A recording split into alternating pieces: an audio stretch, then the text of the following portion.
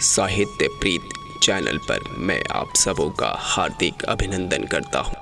आज के अंक में प्रस्तुत है नीतू सुदीप्ति नित्या जी की लघु कथा मातृरूपेण। नवरात्र के नवमी की सुबह प्रत्यूष उठते ही अपनी पत्नी से कहा, प्रज्ञा तुम जल्दी से भगवती देवी माँ का हवन करके तैयार हो जाओ, डॉक्टर के पास चलना है। बहुत मुश्किल से आज का अपॉइंटमेंट मिला है। मैं हवन सवन नहीं करूंगी। प्रज्ञा गुस्से में बोली, तुम हवन नहीं करोगे? पागल हो गई हो? हवन करोगी तब ना देवी माँ हम सब पर खुश रहेंगी, हमारे घर में आकर सदा विराजमान रहेंगी।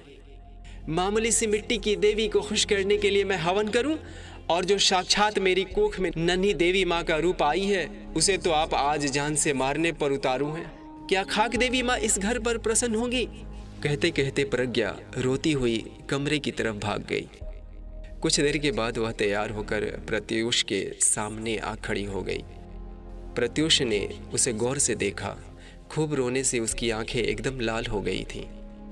चेहरा मुरझाया हुआ था। इसी प्रज्ञा ने जब सुना था कि वह माँ बनने वाली है तो गुलाब सी खिल गई थी। खुशी के मारे उसकी खूबसूरती में और चार चांद लग गए थे। पर प्रत्यूष को जैसे ही पता चला कि उसकी होने वाली संतान लड़की है तो गर्भपात के कीड़े ने उसके दिल दिमाग में तूफान मचा दिया था, और प्रज्ञा इसी दुख में अंदर ही अंदर घुलती जा रही थी। माँ बनने के उसके सारे सपने धाराशायी होने वाले थे। प्रत्यूष उसका हाथ पकड़ बोला, प्रज्ञा तुम मुझसे नाराज हो? प्रज्ञा ने उसके हाथों से अपना हाथ छुड़ा लिया। मुझे माफ़ कर दो प्रज्ञा, मैं तो भूल ही गया था कि मिट्टी की देवी माँ की पूजा आरती करने से ऊपर बैठी देवी माँ खुश नहीं होती। जब हम उनके रूप में आने वाली अपनी नन्ही बेटी को दिल से स्वीकार करें, उसका स्वागत करें, तुम इस बच्ची को जन्म दोगी प्रज्ञा, मेरी बच्ची को जन्म दोगी। प्रत्यूष प्रज्ञा के दोनों हाथ पकड़ रूंधे गले से बोला, तुम सच कह रहे हो? हाँ प्रज्ञा, अब तो तुम हवन करोगी ना? प्रज्ञा ने मुस्कुराकर हाँ में सिर हिला दिया।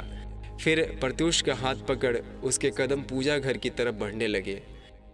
पंडित जी का सुर स्वर श्लोक उसके कानों में मिश्री घोलने लगा। या देवी सर्वभूतेषु मातृरूपेण संस्थिता, नमस्तस्यै नमस्तस्यै नमस्तस्यै नमो नमः।